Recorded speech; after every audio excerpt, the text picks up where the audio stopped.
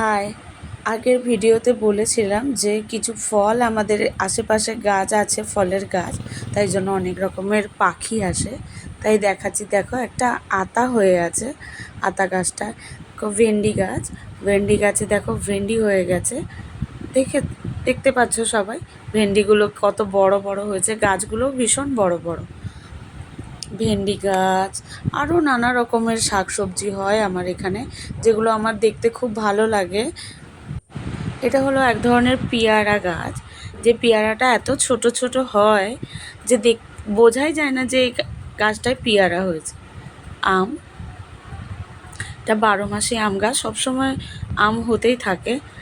অনেক অনেক আম হয়েছিল, আমাদের আমের চাটনি করে খাওয়া হয়। আবার আমের মুকুল এসেছে, দেখো দেখো।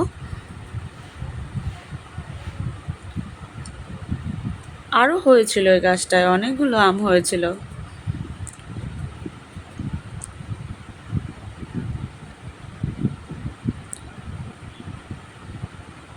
আরও এরকম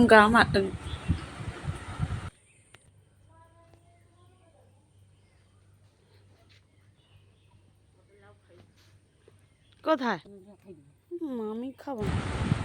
আমার শাশুড়ি পাতা তুলছে, রাত্রিবেলা ভাজা হবে পাতার বড়া।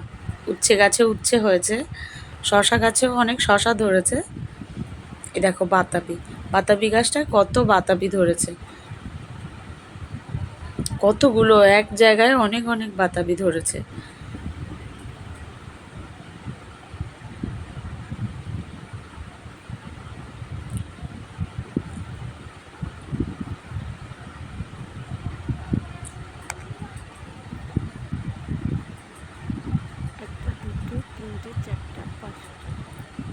মোচা, পুকুরের পাড়ে আরও অনেক রকমের কলা গাছ আছে, তাতে অনেক মোচা হয়েছে, দেখাবো পরে পরে নেক্সট ভিডিওতে।